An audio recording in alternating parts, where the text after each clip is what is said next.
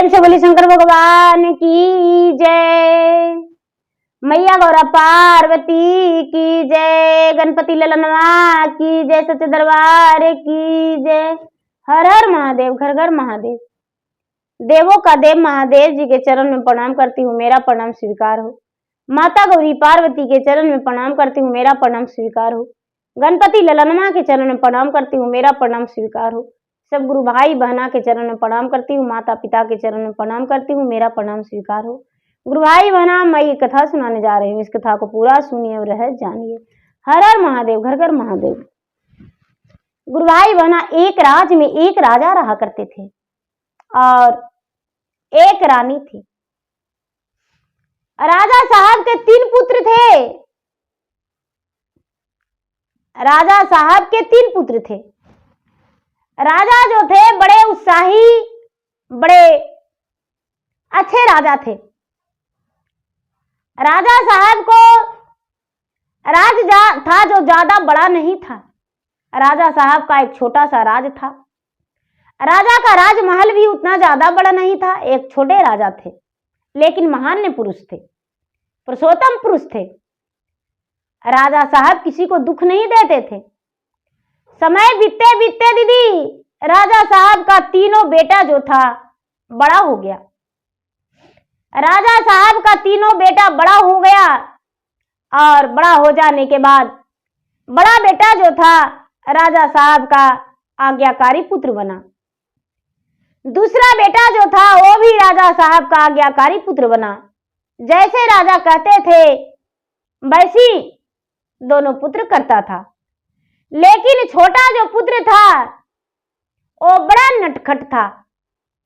राजा साहब कुछ भी कहते थे तो राजा साहब का बात नहीं मानकर अपने दोस्तों के साथ खेलने चला जाता था, पढ़ाई करने चला जाता था, गुरुकुल में पढ़ाई करता था। राजा को कहना था कि गुरुकुल में पढ़ाई करना क्या जरूरत है, हम तो गुरुजी के घर पे बुलाएंगे। छोटा बेटा को कहना था कि पाठशाला से बड़ा कुछ नहीं होता है पिताजी। गुरुकुल के पढ़ाई जो होता है 10 के बीच में होता है, 10 का ज्ञान वहां पर बंटवारा होता है। जो 10 का बीच में ज्ञान का बंटवारा होता है, वो ज्ञान में और ऐसे ज्ञान में दोनों में आसमान जमीन का फर्क हो जाता है। पिताजी हम गुरुकुल में ही पढ़ने जाएंगे। राजा साहब को जिद था कि नहीं, गुरुकुल में पढ़ाई करने मत जाओ। जो राजा साहब का छोटा बेटा था वो भगवान के भक्ति में लीन रहता था। राजा साहब का छोटा बेटा प्रतिदिन महादेव के मंदिर जाता था। महादेव के मंदिर जाकर अपने मस्तक झुका के महादेव को प्रणाम करके और एक कमल का फूल मंदिर में चढ़ाकर लौट जाता था। धीरे धीरे समय बीत रहा था। एक दिन का बात है कि राजा साहब अपने छोटे बेटा को कुछ काम करने को कहें। छोटा बेटा चुपचाप पुस्तक उठाया और गुरुकुल चला गया। राजा साहब गुस्सा के मारे आग बबूले हो गए दीदी, और आग बबूला होके एक डंडे लेकर 3 बेटा को इकट्ठा कर दिए। राजा साहब कहते हैं कि हम मेहनत से कमाते हैं, 3 मिलके खाता है, लेकिन मेरा आज्ञा को पालन नहीं करता है। बड़ा बेटा बोला, पिताजी आपकी आज्ञा मेरे सलाखों ऊपर, आप जो कहेंगे वो मानने को लिए हम तैयार हैं। बोलिए पिताजी आप क्या कहेंगे। राजा साहब बोले कि सबसे पहले मेरा आज्ञा मानते हो तो मेरा कहना का जवाब दे दो। बेटा बोला, पिताजी आप क्या कहना चाहते हैं उसका जवाब मेरे लिए, मैं आपके लिए देने को तैयार हूं। राजा साहब बोले कि सबसे पहले बताओ बेटा किसके राजे राज है। बड़ा बेटा बोला, पिताजी बाबा जान के राजे राज है। दूसरा बेटा से पूछे तो दूसरा बेटा बोला, पिताजी बाबा जान के राजे राज है। तीसरा बेटा से जब पूछे तो तीसरा बेटा कहता है कि पिताजी अपना भाग का राजे राज है। राजा साहब गुस्सा में कहते हैं कि अरे ऐसे कैसे हो सकता है, 2 बेटा के फूल का बिस्तर बना दिए, उस पे बैठा दिए, और तीसरा बेटा के लिए रेगनी का काट बिछा दिए और उस पे खड़ा कर दिए, और पाँव ऊपर नीचे ऊपर नीचे ऊपर नीचे करने को कहे। जितना काट चुभ रहा था पाँव में, बेटा तनिक भी शीश नहीं कर रहा था, और जब भी राजा पूछ रहे थे तो बोल रहा था कि अपना भाग के राजे राज है। राजा साहब कई बार पूछे कि बोलो बेटा किसके राजे राज है, तो छोटा बेटा बोला कि पिताजी अपना भाग का राजे राज है। अरे एक बार बोल दो पिताजी के राजे राज है। छोटा बेटा बोला नहीं पिताजी, मैं हजारों बार अपना ही भाग के राज बोलेंगे, पिताजी के भाग के राजे राज नहीं कर सकते हैं। राजा छोटे बेटा को खूब पिटाई किए, रेगनी के काट पर उसे उघड़ा दिए, रेगनी के काट पर दौड़ा दिए, लेकिन छोटा बेटा कभी पिताजी के राजे राज नहीं बोला। अब राजा साहब लास्ट में उसे छोड़ दिए।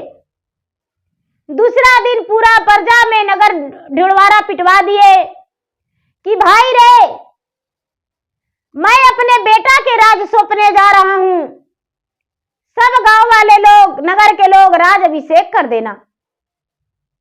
दीदी सारी नगर का लोग जुट गए। राजा साहब बड़ा बेटा को राज सिंहासन पर बैठा दिए, राज गद्दी दे दिए, और कहते हैं छोटे बेटा क्योंकि बोलो बेटा किसका राजे राज है। छोटा बेटा बोला पिताजी अपना भाग का राजे राज है। मंझला बेटा को मंत्री बना दिए दीदी। फिर से पूछे छोटा बेटा के बोलो बेटा किसको राजे राज है। पिताजी अपना भाग का राजे राज है।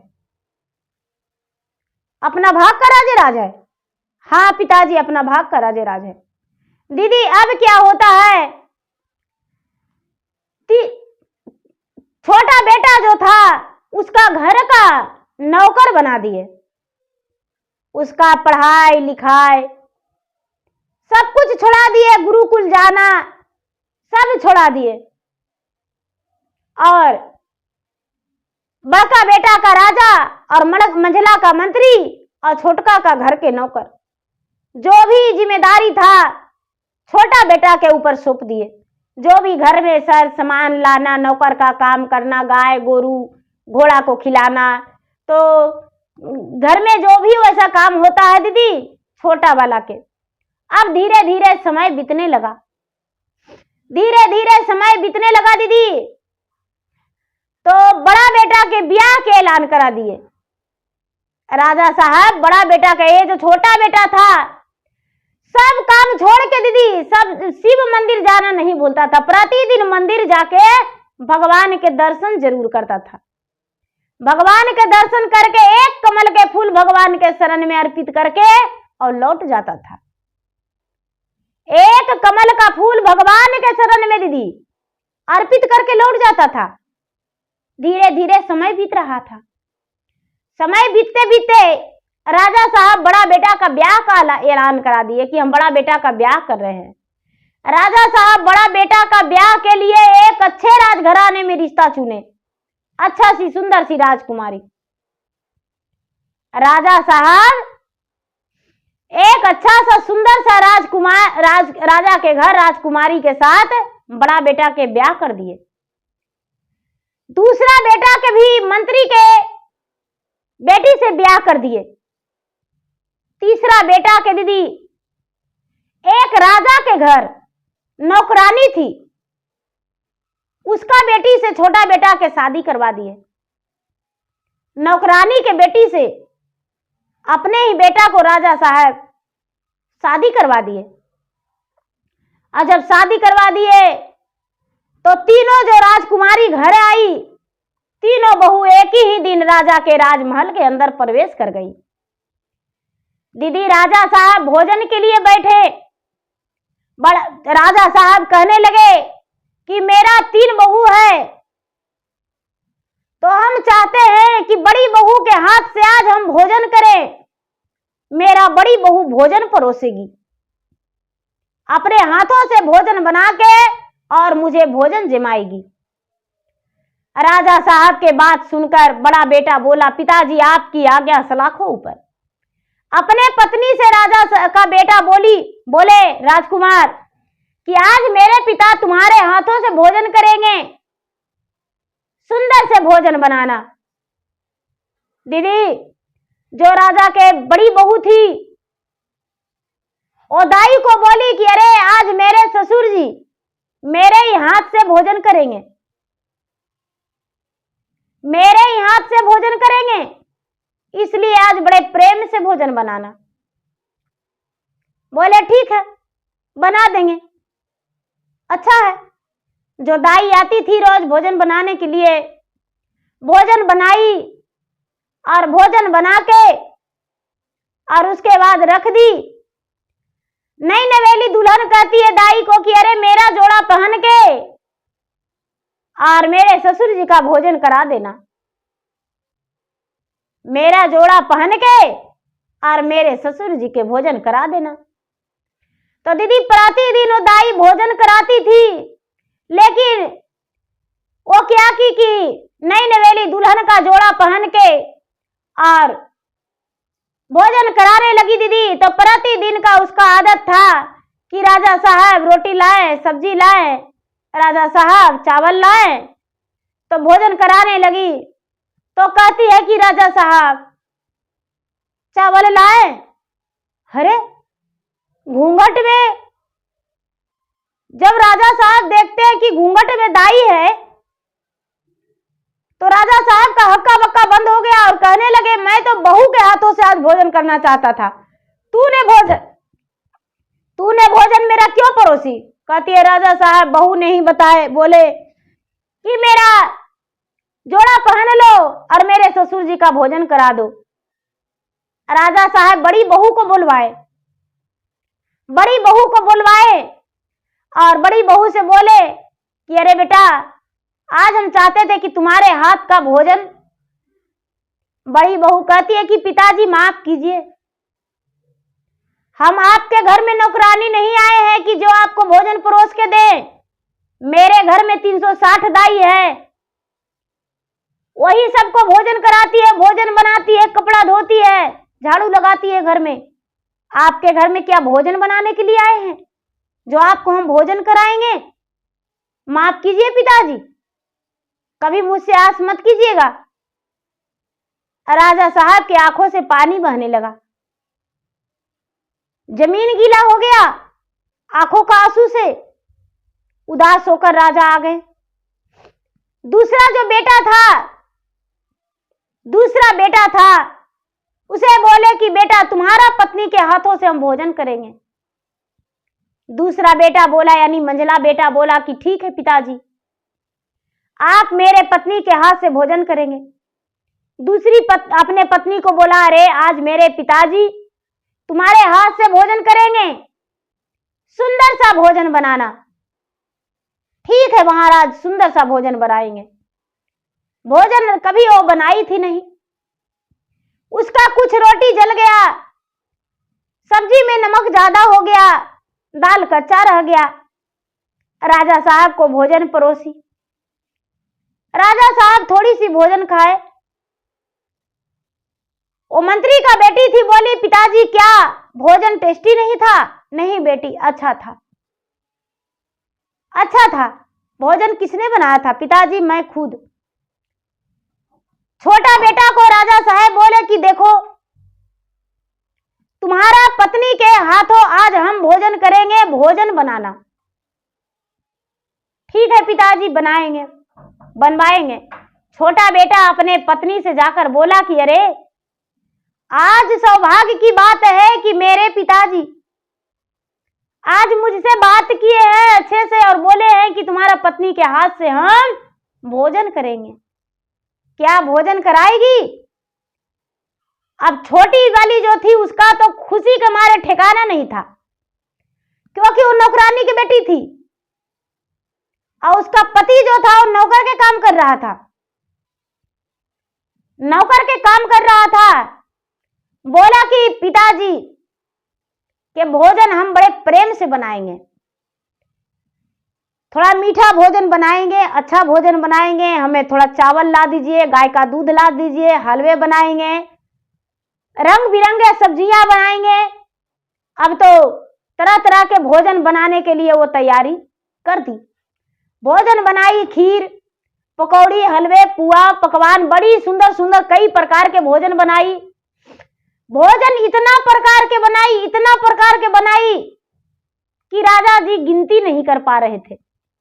अनेक तरह के भोजन बनाई, अपने पति से बना के और समातुल करके धर के कहती है कि अपने पति से कि ये जी पिताजी के भोजन के लिए बोल दीजिए। छोटा बेटा राजा के बोलता है, इतना सवेरे भोजन बन गया? तो हाँ, बन गया। जो कि राजा साहब कई वर्षों से छोटा बेटा को पुत्र नहीं समझ रहे थे, घर का नौकर समझ रहे थे, घर का एक नौकर समझ रहे थे। हाँ पिताजी बन गया, हाँ जी बन गया, जाइए पिताजी को बुला लाइए। राजा साहब के छोटा बेटा कहने गया, राजा साहब भोजन बन गया, चल के जेम लीजिए। राजा साहब को तो लग रहा था कि महाराजा के घर का बेटी थी, सो तो वैसा हाल कि ये नौकरनिया के बेटियां क्या खिलाएगी हमको। बड़ी प्रेम से टेबल कुर्सी लगा के और राजा साहब को बैठाई। जब राजा साहब भोजन करने गए आंगन के बीच में, तो एक परात में जल लाई और अपने हाथों से राजा की छोटी बहू परात में धर के पांव चरण पखारी और चरण पखार के अपने शरीर पर छिड़की। उसके बाद पांव छुई, पांव छूकर और उसके बाद बोली कि पिताजी लोटे में जल लेकर के भोजन ला रही हूं। राजा साहब भोजन के लिए स्वीकार किए कि ठीक है पुत्री लाओ। राजा की छोटी बहू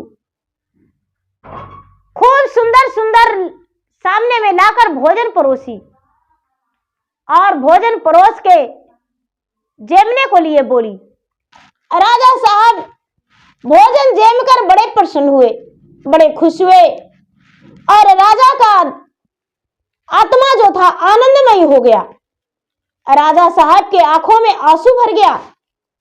राजा साहब मन ही मन सोच रहे हैं कि हे भगवान, मेरा बेटा बोलता था अपना भाग का राजे राज है, मैं तो इसका विवाह एक नौकरानी का बेटी से कर दिया, लेकिन ये तो रच रच के घर को सजाई है, कितना मन से भोजन बनाई है। और जो बड़े घराना के बड़ी बहू थी वो तो मेरे सामने भी आने से इनकार कर दी। मंत्री का बेटी थी, वो कोशिश की, लेकिन छोटी बहू तो करोड़ों में मेरा एक बहू है। राजा साहब सोने का हार उसे इनाम में दिए, इनाम में देकर और आशीर्वाद मुखबरा दिए। सवेरा हुआ, 2-4 दिन बाद, 8 दिन बाद राजा साहब राज दरबार लगाए। राज दरबार लगाकर तीनों बेटा को बुलाए।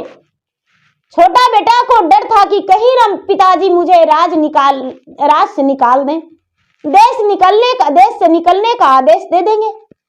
यदि देश से निकलने का आदेश दे देंगे तो हम क्या करेंगे, अपने पत्नी को लेकर कहां जाएंगे। दीदी बेचारा मन ही मन सोच रहा था। राजा साहब तीनों बेटा को बुलाकर पूरे प्रजा को न्योता पिठाकर बुलवाए और उसके बाद छोटे बेटा को राज सौंपने के लिए कहने लगे। बड़ा बेटा बोला, पिताजी आप तो बोले थे कि इससे तो कुछ नहीं हो सकता है, मैं तो बोला था कि आपके भाग के खाता हूं। दूसरा बेटा बोला, पिताजी मैं भी तो यही बोले थे कि अपना पिताजी का राजे राज है। बड़ा भैया बोले थे कि पिताजी का राजे राज है, मैं भी बोला था पिताजी का राजे राज है, और ये तो अपना भाग के बोला था पिताजी, तो फिर इसे आप राज कैसे सौंप सकते हैं। जो राजा थे वो बोले कि हाँ ये सत्य है कि पिताजी का राजे राज है, तो मैं तो पिता तीनों का हूं, तो मैं छोटे बेटा को राज सौंप रहा हूं। बड़ा बेटा एक तेगा लेकर तुरंत तैयार हो गया पिता के गर्दन काटने के लिए। दूसरा बेटा जो था वो भी पिता के गर्दन काटने के लिए तैयार हो गया। छोटा भाई और पिताजी को कि दोनों के गर्दन काट देंगे यदि उसे राज सौंप दिए तो। छोटा बेटा बोला, पिताजी बड़े बेटा के रहते छोटे बेटे को कैसे आप राज सौंप सकते हैं? कोई बात नहीं, भैया का राज दे दीजिए। ये तो गर्दन काटने के लिए तैयार हो गया। पिताजी आपकी धन और कोई जिम्मेदारी मुझे कोई जरूरत नहीं, आप मेरे साथ रहिए। हम इस राजमहल भी त्याग करने को लिए तैयार हूं और अपने माता पिता को साथ लेकर हम इस देश से, इस राज्य से, इस नगर से हट जाएंगे। बड़ा बेटा जो था राजा के बोला कि हाँ पिताजी, यही में आपका भलाई है, आप छोटे बेटा के साथ चले जाइए और पूरे राज छोड़ दीजिए।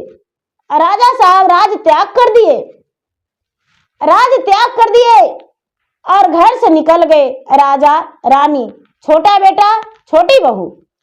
अब पूरा राज पे बड़ा बेटा जो था कब्जा कर लिया और राज सिंहासन पे, राजगद्दी पे बैठ गया। दूसरा बेटा जो था वो मंत्री बन गया। राजा साहब जो थे, राजा साहब का बेटा, राजा साहब, रानी और छोटी बहू चारों घर से निकल दिए। जब घर से निकल दिए तो चलते चलते चलते चलते चलते चलते दूसरे राज्य में पहुंच गए। जब दूसरा राज्य में पहुंच गए तो एक राजा घोड़े सवार होकर जा रहे थे। वो राजा साहब के मित्र थे। राजा साहब के मित्र थे। राजा साहब को देखकर अपना घोड़ा रोक दिए और कहने लगे, राजा साहब आप कहां जा रहे हैं?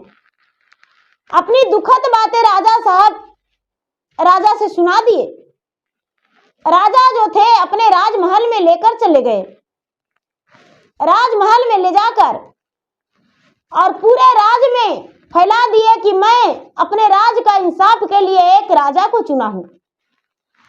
राजा का जो छोटे बेटा था उसे मंत्री के काम में रख लिए, राजा को सलाहकारी में रख लिए और अपने राज में रख लिए। धीरे धीरे समय बीतने लगा।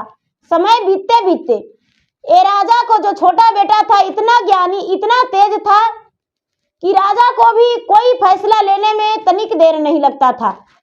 राजा के बदले में ये छोटा राजकुमार जो जिस दूसरे राजा के यहाँ रहे उनके हर फैसला को ले लिया करते थे और कोई भी फैसला इंसाफ करने में कोई झिझक नहीं होता था। धीरे धीरे धीरे धीरे राजा का प्रशंसा होने लगा। अब तो वहां के कोई भी कार्य बड़े अच्छे से हो रहा था। वो राजा जो थे निसंतान थे, कोई उनका संतान नहीं था। जिस राजा के घर में रहे राजा जाकर अपने पुत्र के, पत्नी के, बहू के साथ, वो राजा निसंतान थे, उनका कोई संतान नहीं था। अब छोटे राजकुमार को वो राजा पुत्र के बराबर मानने लगे। समय बीतते बीतते साल, 2 वर्ष, 4 वर्ष, 5 वर्ष बीता तो राजा साहब छोटे राजकुमार को अपना राज सौंप दिए। जो छोटे राजकुमार था वो भी राजा बन गया अपने माता पिता के साथ और अपने पत्नी के साथ खुशी जीवन बिताने लगा। धीरे धीरे समय बीतने पर राजा साहब कहने लगे कि बेटा मैंने मान लिया, कोई भी किसी का भाग का नहीं खाता है, अपना भाग का संसार खाता है। सत्य है मैंने तो कितना बड़ा राजा था, लेकिन मुझे पल भर में राजा से प्रजा का भी वैल्यू नहीं मिलने लगा। मेरा बेटा ही मेरा राज छीन लिया और तूने एक राज सिंहासन पे मुझे बैठा दिया। यदि तू नहीं रहता तो पता नहीं मेरा हाल क्या होता। मैंने जिस पर भरोसा किया वो तो कितना गद्दार निकला। छोटे राजकुमार बोला, पिताजी संतान वही है जो माता पिता को आंसू ना गिरने दे आंखों से, तनिक भी तन में दर्द नहीं होने दे, माता पिता को साथ दे, संतान वही है। राजा साहब मुखभरी आशीर्वाद दिए और सब मिलजुल कर रहने लगे। बड़ा बेटा जो था, बड़ा बेटा और दूसरा बेटा धीरे धीरे बिल्कुल गरीब और निर्धन हो गया। राजपाट उनके हाथों से छिना गया। प्रजा उनका हाथ में राज नहीं रहने दिए, क्योंकि जो बड़ा बेटा राजा के था वो कोई लायक नहीं था, बस सिर्फ आप स्वार्थी था। ये जो राजा थे, राजा तो खुद अपने देश छोड़कर, नगर छोड़कर चल दिए थे। तो देखिए, छोटा बेटा और राजा रानी, उनकी पत्नी दाई का बेटी बनी राजरानी, एक नौकरानी का बेटी बनी राजरानी। देखिए भैया, यदि मेरा वीडियो अच्छा लगता है तो मेरा वीडियो का लाइक करें, शेयर करें। चैनल पर यदि नए हैं तो चैनल का सब्सक्राइब करें, बेल आइकन घंटी को दबाएं, जो कि मेरा वीडियो का नोटिफिकेशन सबसे पहले आपके पास जाए और आप मेरा वीडियो सुन सके। कमेंट बॉक्स में हर हर महादेव, ओम नमः शिवाय, जय शिव गुरु जरूर लिखे। धन्यवाद। हर हर महादेव, घर घर महादेव। प्रेम से बोलिए शंकर भगवान।